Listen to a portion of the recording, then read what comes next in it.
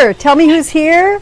We're going to be talking today about personalizing nutrition programs. There's just a lot of craziness out there these days on, this diet and that diet, and there's a lot of fad diets. There's a lot of what I call the diet dogmas, and people thinking their diet is the best diet. And I don't have a diet that I think is the best diet. I'm going to try to get rid of those little hearts and stuff. I don't even know how to do that. Just go like that. There we go. There. Yeah, I don't know how, there's so many people out there that are saying this is the best diet for everybody. There's a new one on called the plant paradox. Hi, David. Hey. Say hi if you're on so I can see you, and I can say hi back and I'll wave back. So there's a lot of people out there with their new diets, right? Somebody writes a new diet book and everybody goes, oh, that might be the diet that's going to save me. That might be the diet. So the latest one is the new book called the plant paradox, and everybody keeps asking me, well, what about lectins? Everybody, those are bad. You keep telling me to eat chia seeds, but those have lectins, so I shouldn't eat chia seeds. And then there's the nightshades, right? People say to me all the time, should I get off of nightshades? What about nightshades? But I like tomatoes and potatoes and peppers and things like that.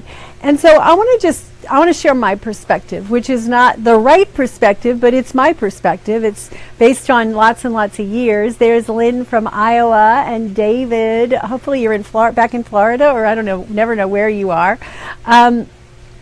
So I just wanted to have a kind of casual conversation about this because it drives me kind of batty because people are constantly want to remove things from your diet, right? Oh gosh. I am not doing real well today. Sorry about that. Here's the thing. I usually like to do these Facebook Lives at my desk. Let's see if I can do this. Hopefully can you guys still hear me? My phone fell and I'm trying to fix it again. Usually I do these at my desk on Zoom because it has this feature for doing Facebook Lives. And I went in there to do it just like shortly before we started, and the webinar feature was gone. And I looked at my account and I'm paying for the webinar feature, but it was gone. So I'm doing it on my cell phone. And I thought, as long as I have to do it on my phone, why do I have to be in my office? I'm just going to go outside and be out in the sun. So that's where I am. So if you see me squinting a lot, that's why I'm doing it. But I wanted to talk about this whole thing. I call it the food religions. Sometimes I like to call it the food cults, because here's the thing. Religion is great. Everybody has their own belief systems, and everybody's entitled to have their own belief systems. When it gets into dogma, that's where people start to impose their religion or their beliefs on you and say, my beliefs are the right ones. My beliefs are the right ones. This is the only right ones. That's what I consider dogma. Like, these are the rules. You have to follow them. It doesn't matter what. But then it gets into cultism. And I define cultism as when it crosses the line into dangerous. Because when people start to follow something, whether it's follow a leader, a religious leader, a cult leader, or follow a political party, or follow a specific, party like we see in the world with ISIS and Islam, and, these fights and these people who think like their thing is the right thing and they're going to kill off everybody that isn't. That's when it becomes a cult. And food can become that way too. And how do I define that? It's like nobody kills you if you don't go off of oxalates or stop eating meat or whatever. But we can get into dangerous situations. And I'm sure you've seen it if you're a health practitioner. I'm sure you've seen it a lot in your practice. Like, people have been told, don't eat oxalates. Don't eat histamine foods. Maybe you're sensitive to nightshades. Stay away from gluten. Stay away from animal proteins. Stay away from sulfur-containing foods. Don't eat brassicas if you have a thyroid problem. And it's kind of crazy, right? Because these people are coming to see us and they're going, I don't know what to eat. And quite frankly, if you followed all the do's and don'ts that people are imposing on you as if it's religious creed, you would not be eating anything, because there's something that falls in all the diet categories that's a no-no.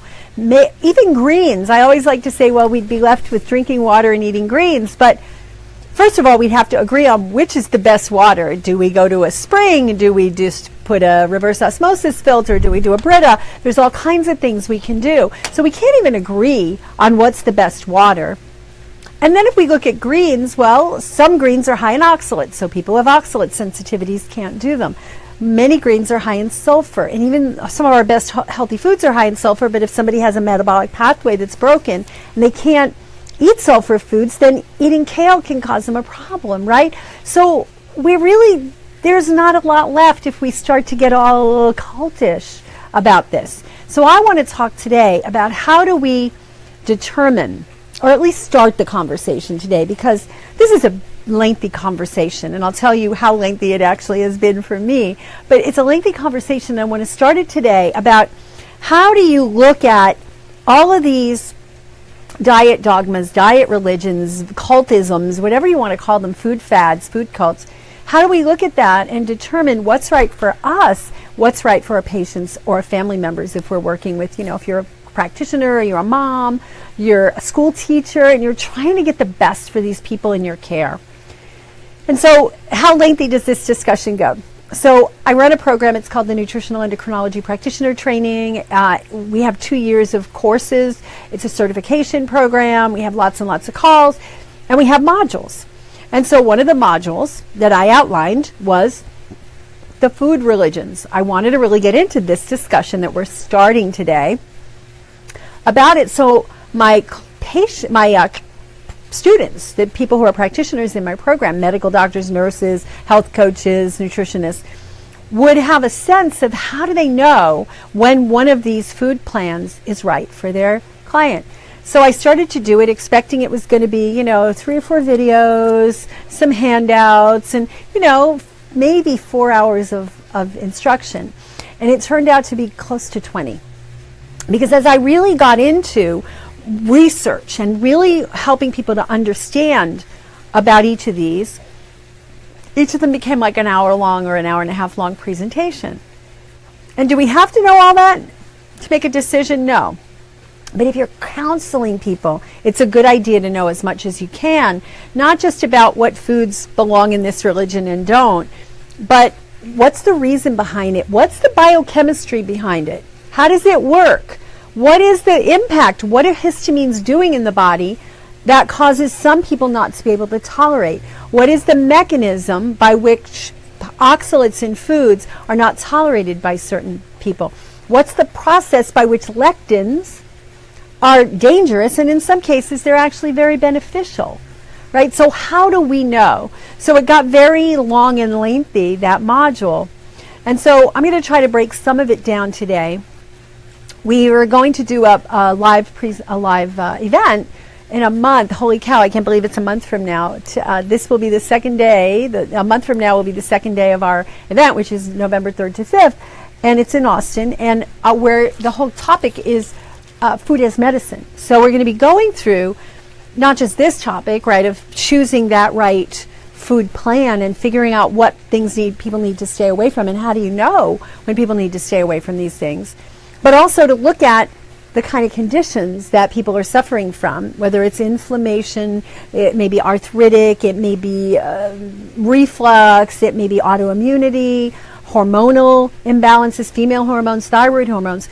But there's specific foods that have affinity for healing to specific body systems, organs and gland systems. And so we're going to go through that in our 3-day live event.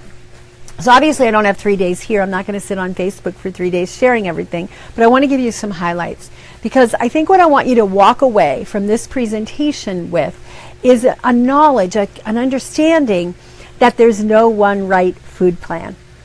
I just watched a video on YouTube. My friend Dr. Joel Kahn, who's a cardiologist, he debated on a show called The Doctors with Dr. Lundry, I think his name is, who wrote the book The Plant Paradox. And he made a point for why we have to be careful and called it a fad diet. Now, he was a little extreme. I thought he held his own really well. But the point was that there's so many things that people are teaching you like it's gospel, right? Lectins are bad things. They're not. They're part of food. Oxalates are bad things. No, they're not. They're part of food. It's when your body or the person you're working with's body can't tolerate those. That's when they become bad.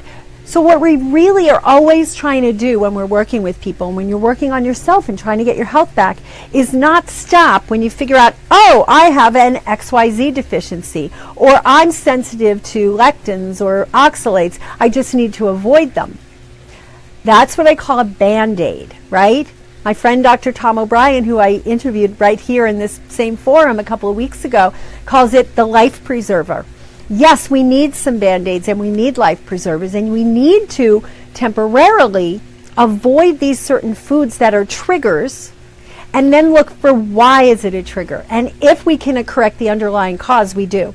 In some cases, it might be a pathway that's genetically broken, right? And for the most part, I actually don't even buy that explanation, because most of the genetics, when we look at SNPs, single nucleotide polymorphisms, we look at that they interfere with certain enzymes and enzymatic reactions, and they don't really, there's enough backup, right? There's enough systems backup that most people, even if they have these genetic weaknesses, it's not a complete genetic shutdown.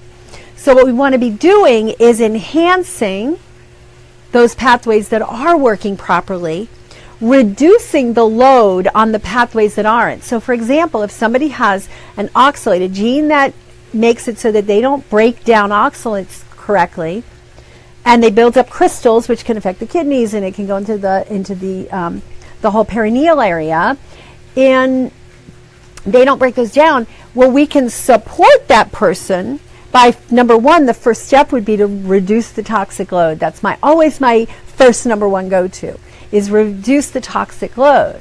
But then, right, we want to say, why are they having trouble with this? Well, it's genetic, but it's an 80% shutdown, let's just say. Okay, so we just have to reduce those foods to the tolerable level. But a lot of times when it's oxalates, or any of these, quite frankly, there's some gut issues, right? The gut isn't processing properly, or the gut is leaky, and it's allowing these large molecules that normally would get pooped away to enter the bloodstream and then wreak havoc on the person's physiology.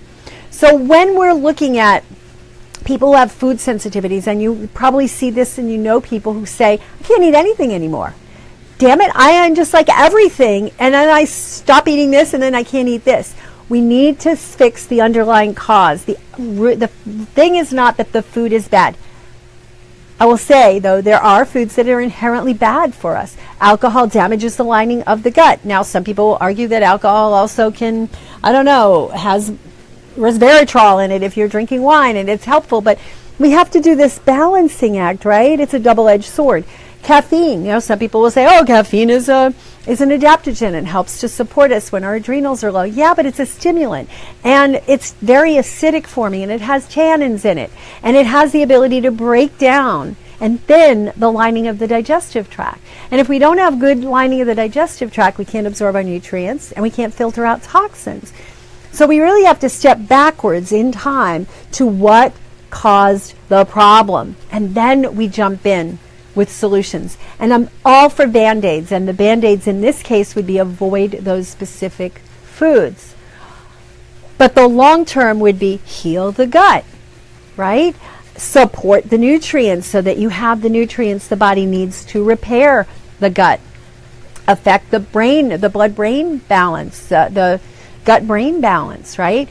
Reduce stress, because stress affects the nervous system. It affects the vagus nerve, which controls the gut and the heart and the lungs. So there's all these things that you can do yourself, and you can empower your patients to do to handle this. So let's just talk about a few of these. And if you guys have particular ones that you want me to address, just type it in the chat, right? Just type it in the chat. So I'm looking to see, and it says, it's hard to see. Also realize, okay, let me see. Some of these scroll by. Good. Okay, so Janine is in Phillips Ranch, California. Janine says Dr. Khan was great. She listened to Dr. Khan's interview. I thought so too. Posted it on my main Facebook page. I might have posted it here earlier. Mary says also realize our bodies are completely different in 7 years, actually, every day. And what works one day is different the next day, right? So the healing of replacing every single cell in the body happens on a 7-year cycle. Now, some of them happen much quicker. Skin replaces itself in several days, the small intestine lining in like 5 days, the brain is much, much longer, and the liver is the longest. So, but we do have a whole new body in 7 years. And imagine what you can do as you start to sit and you go, oh, I have this problem or that problem or whatever. If you were to take on and figure out what your body needs right now, and you were to keep adapting to it, like, oh, this doesn't work for me anymore, let me switch over, let me heal this, you would have a completely new body in 7 years. And imagine what kind of better health you could have that way. Thank you, Mary. And it is different from day to day and season to season, right? Season to season. So anybody else? So yeah, I love the hearts, so keep the hearts coming. And if there's specific things you want me to address in relationship to this, is there a specific food religion that you want me to go into? I want to just go through a list of some of them and just explain why and what a little bit. And I'm going to go through in way more detail because I have hours to do it in at Shine. So I named a few of them. FODMAP diet, right? Low FODMAP diet. Fermentable, oligo, and disaccharides, monosaccharides, and polyols. That's basically avoiding foods that have any kind of sugars, mono, di, or oligo, which means like several up to maybe 10 sugar molecules together, and polyols meaning sugar alcohols. Now there are sugar alcohols and there's sugar alcohols. Some people are sensitive to all of them. Why? Because they tend to feed the gut bacteria because we don't break them down. They're fermentable. Now fermentable can be good, right? We want to eat fermented foods so that we feed the good organisms and we let them grow, and we want to give them inulin and other kind of fibers so that we feed them. But if you have pathogenic organisms in there, meaning organisms that are not good for you, not the friendly flora, then you're going to have a problem because you're going to feed them. So for a temporary period of time, that's shorter than 2 years, not 2 years, because a lot of people think, oh, I've been on a low FODMAP diet for 2 years. We avoid those categories of food while eating nutrient-dense foods that support healing. And when we do that for 2 or 3 weeks, because remember, the small intestine cells turn over in 5 days. So give it a little time, allow it to heal, and then we introduce them back. And I have a really cool handout that if anybody wants it, I can give you. And I think that maybe Lynn or one of my team members, if you're watching, can put that in there. It's that SIBO chart that we were doing.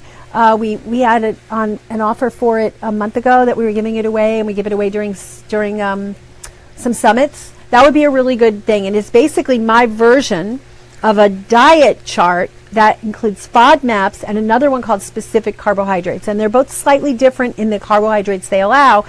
But because of there's bacteria growing in the wrong place, like the small intestine where it shouldn't, and you have small intestinal bacterial overgrowth, SIBO, or you're working with somebody with SIBO, then being on this diet for a period of 3 to 4 weeks can really calm that down. So you follow my chart that we're going to give you a link to. You follow my chart and you eat everything in the green, nothing but the green. The green, and nothing but the green. Excuse me. I'm going to sneeze. It's funny because sun makes me sneeze a few times. Anyway, so you follow everything in my green column. And then when you've done that and you're feeling better, you go, okay, let me try. What am I missing most in the yellow column, the warning column? And when you go through that, you go, oh, I'm really missing, I don't know, burdock root or chia seeds or whatever's in there. I don't remember. I don't have them memorized. And then you say, okay, I'm going to add a little bit of that and see how I feel. If it aggravates your bloating again, then you haven't been on the diet long enough, or that particular food's a problem, you mark it, and then you move on to another one. So we're going to go through way more detail on this in Shine, and I'm going to hand out the chart, and everybody's going to get to circle stuff, and I'm going to show you exactly how you would introduce foods. But it's a really cool thing, because that chart, I took out all the crap foods that were in other people's charts. And what do I mean by crap foods? Well, foods that are just not good for anybody, like, sugar-free, aspartame sweetened jam. Gag. I mean, that's not a real food, right? So why are we going to include foods like that? Bourbon, some kind of alcohol was in there. I'm like, that's not good for us. And there were other things that just it's just not good for anybody. So I have a red column where I put everything that's like, don't ever eat it. Like, just stay away from it. So this is a way that you can share with your clients, and you can work with yourself and your family members to try to help them if they've got this bloating and gas after meals, right? And we'll talk about it, Shine, how to determine, does this person have a problem with SIBO? And does a person have a problem that's going to want or warrant them even considering low oxalates, sulfate? I'm working on a chart that's going to be amazing that you can just go down and circle where they are, and you can say, oh, this person really might warrant a low oxalate diet, or this person really might warrant a low histamine diet. So make it easier for you to help this assessment. There's nothing like this, so we're gonna. I'm not quite finished with it yet, but it'll be done by the time Shine comes. So that's Shine. If you want to join us there, I know some of you are already are planning to be there. I recognize your names, and we still have room left. It's starting in about a month, and it's go to ShineLiveConference.com. ShineLiveConference.com. If you're in one of our programs and you earned a bonus ticket to it, just use the bonus ticket link in there. And if you're not in one of our programs, like our Clinical Mastery of Digestive System or Insulin Resistance Practitioner Training, and you want a bonus ticket to Shine, just contact us. And then we'll put an email, a notice in there. Contact us and let us know, and we'll talk to you about getting into one of those programs, and then you'll get a bonus ticket. So you can either pay for your ticket, or you can join one of our programs, get the program and a free ticket. Totally up to you. Either way, you're going to get amazing benefit. You're going to get amazing support, because I'm there, but my team of practitioners that I've trained are going to be there, and we're going to be sharing some really just amazing, rocking stuff. I can't wait. So going back, we talked about FODMAPs, we talked about specific carbohydrate, but if you try to do that with a low oxalate, with a low histamine, you're going to go nuts. So let me just talk a few things. One of the ways you know somebody needs a low histamine diet, guess what? After they eat, they get all red. They start to get puffy. Their body is producing too much histamines on its own, and when you eat foods that also contain histamine, they have a histamine reaction, like they're having an allergic reaction. It could be welts, it could be hives, it could be sniffling, it could be sneezing, all of that. So that's one. And there's all kinds of foods, and we'll have charts at the event. We'll just have charts that you can look at to see which foods have which. And you'll get a digital access, not a drive, but you'll actually get a website, a membership site that has all the handouts that we're going to do, plus speaker handouts, and plus all copies of the slides. So, and that's at ShineLiveConference.com. And let me see if Lynn put in that thing. What about sneezing? Yeah, there you go. Sneezing is one of them. I had a histamine reaction. Maybe there's something out in my yard. I don't know. So Lynn put that link in. But if you have that other link, Lynn, that would be great. I don't remember it. Yeah, she put it in. So it's www.sibofoodlist.com. So really easy to remember. sibofoodlist.com. And what it is a beautiful chart like I described. So I really want that to be my gift to you. So, and thank you for the bless you, Lynn. And Lynn's right now doing a version of a ketogenic diet that's plant-based. She's calling it her vegan ketogenic diet. So that's another diet to talk about, because ketogenic diets are meant to be therapeutic diets, like FODMAP diets. They're not meant to be like live forever type diets, do it forever. It's meant to achieve a specific purpose. And people think that if you're going to do a ketogenic diet, you have to eat a lot of meat. And quite to the contrary, a ketogenic diet is actually a high-fat diet, low carbohydrate, low protein.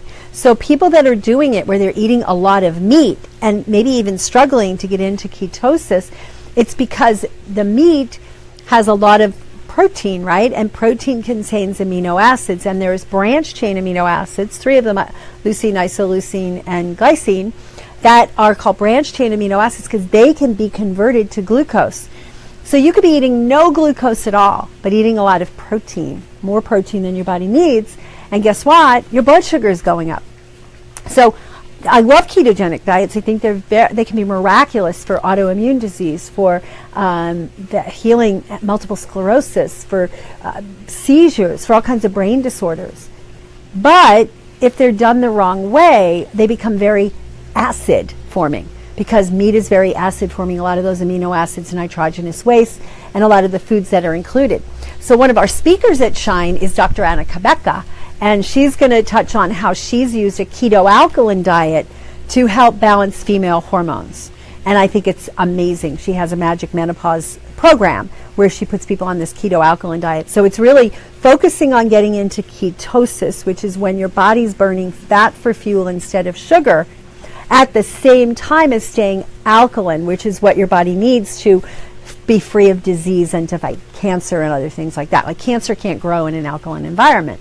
So we don't want to create an environment that's acidic where cancer can grow, and it's an attempt to overcome, let's say, MS, because we want to do keto. So there's ways to merge and marry and combine these different diet plans to come up with the perfect one for you. Some people do phenomenally well on a high complex carbohydrate diet. I worked with lots of people like that in my practice, where we got them off a lot of the fats, we got them onto legumes, non-gluten grains, and tons of vegetables, and they lost weight, their blood sugars went down. For others, that doesn't work. For others, they're too sensitive to the carbohydrates, and the carbohydrates get converted into sugar. So the starches get converted to sugar, and they don't do well, and they need to have more of a moderate fat or medium to higher fat, low carbohydrate diet, but still, guess what the common thread is? Lots of veggies. But if you have one of these problems where you're not handling foods right and you can't do a lot of veggies, what we need to do is fix that problem so you can eat a lot of veggies, because I think that the common denominator in healing, and in most of the healing plans out there, is green leafy vegetables and the non-starchy vegetables, because there's this beautiful combination of low calorie and tons of micronutrients. So I'm going to look to see if there's any more questions. Heather, I'm inept and paid for my ticket. Yay! Let's see who else. Oh, there's a bunch more. Let's see. Yeah, Lindsay says that's amazing about the gut lining replacing itself. Yes, please include ketogenic. So I included, do you have any more specific questions about ketogenic? I just mentioned it. We'll go more into detail at the event. And I'm just working on some other stuff. Something else I first learned from Dr. Joel Kahn, but then did some research on, is something called the fasting mimicking diet. So we're going to talk about that there as well. And I'm going to try to experiment with that beforehand. Okay, so in Chinese medicine, what is the element? Okay. I don't know I didn't catch the rest of that, Lynn. Maybe there's some comments missing. It says in Chinese medicine, this is the metal element. So I'm not sure what that means, but SIBO food list, Shine. Oh, and Lynn put up her email address, which is coachlynn@drritamarie.com. So if you are interested in becoming part of our community of health practitioners, it's an ever-growing community, and we're thrilled to have this community of these amazing people that are out there dedicated to making this world a better place in terms of healthcare. So just go to coachlynn@drritamarie.com, and she'll show you how you can get signed up for either our insulin practitioner training or our digestive mastery. The other way is you can go to neptapply.com, and there's an application and a video that describes our certification program in nutritional endocrinology, and that's the most amazing program.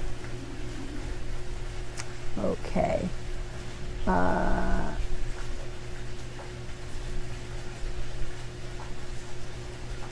Maria, yay, looking forward to seeing you too. Okay. Martine says, is there a way to watch online? Right now there is no way. We don't have a way to look at to watch it online.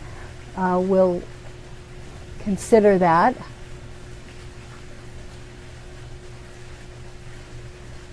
Let's see, who else? Heather, yay, I'm glad you got your ticket.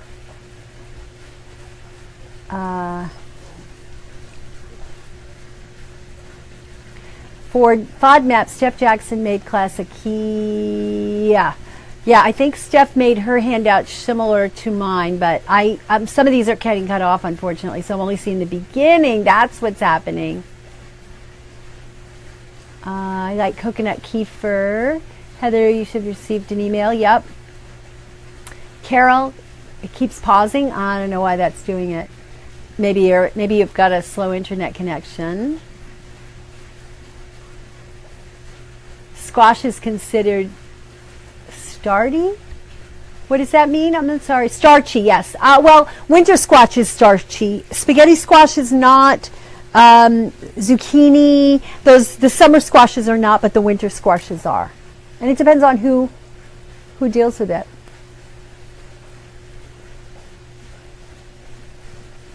It would be great to have you come, Carol. I know you have a lot of classes that, and if anybody's watching and you want to hook up with somebody that's on here that says they have a free ticket that they can't use, just hook up with them and Facebook message them. Maybe they can share their ticket, because some people get 2 free tickets. How about utilizing camel milk? I keep hearing people talk about it, but I haven't done any research in it. The biggest issue is, where the heck are you going to get camel milk that's fresh, right? We live in the U.S. I mean, that might be great for people who live in Saudi Arabia, where there's camels around, but what do we have to do to get camel milk to humans in America? We'd have to pasteurize it and process it or freeze it, whatever, and it loses a lot of that. So I don't know I'm sure it's great milk. It's a great food for baby camels, but I don't look into that because it just doesn't seem practical. Lynn's looking forward to being at Shine. Needs to go now. Okay. What does pinned mean? I don't know what's pinned, Lynn, but Lynn Rose says that she has it pinned. So maybe Lynn put that note at the top. Pinned means it's stuck at the top. So if you go to right under the video, you'll see it. You don't have to scroll through. Doreen, I'm excited that you're going to Shine too. I can't wait to meet you. All right, so I don't see any more questions or comments. So I guess we can call it a day. Join us at Shine and we can go into a lot more detail. And it's shineliveconference.com, shineliveconference.com. Just go ahead and sign up. I highly recommend the VIP option, and I'll tell you why. With the VIP option, we provide meals every day, 3 times a day. We provide meals.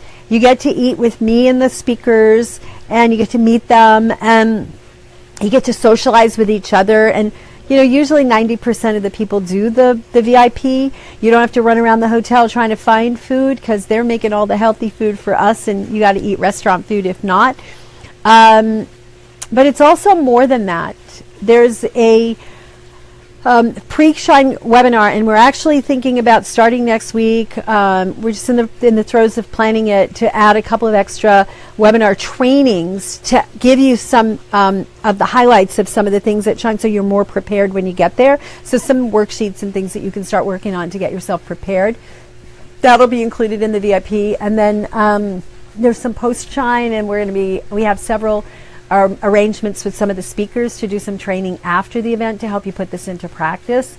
There's a networking breakfast at Shine. That's just and it's a coaching breakfast where we'll have microphones, and you'll be able to ask questions of me and get some coaching on your practice or people there. And then there's a banquet or a reception on Saturday night that's really fun. We also added a couple of extra things, and Lynn helped me with this because I just added this the other day and now I have to remember. One of them was, I get questions all the time about, well, how do I start making money online, and how do I go from being this one-on-one practitioner and get people to know that I do all this nutrition work. Maybe you're a massage therapist or a chiropractor. And so we created this training. It's an online training on how to put together an online or in-person food preparation class or general education class. How do you name it? How do you get people into it? And how do you make an offer there for people to work with you? And how do you grow your practice? And that's been a phenomenal way for me to expand my reach and my practice. So I want to share that with you. So that'll be a training you'll get after the fact. And then we're going to do an in-person training on personalizing the foods, more in depth on the nutrigenomics, which is the food genetics. So, yeah. So I don't know what Janine's questions. Oh, kefir. I like coconut kefir as well. And let's see. Yeah, I'm looking to see if there's any new questions. Yeah, sometimes people are saying that it's slow. Sometimes if you're not on a Wi-Fi connection, if you're on just a cell phone and you're outside with it, you will get the connection going in and out just because of bandwidth. Or if you're driving, sometimes you're in and out of zones, and that's it. Now, my background looks really cool, doesn't it? That's my backyard. Behind me is the swimming pool, which I love to swim in. We have a swing set back there. I don't know if you see that. That's where my kids used to hang out on swings, but they moved out. My oldest son's in Italy, and my younger son's in Corpus Christi right now.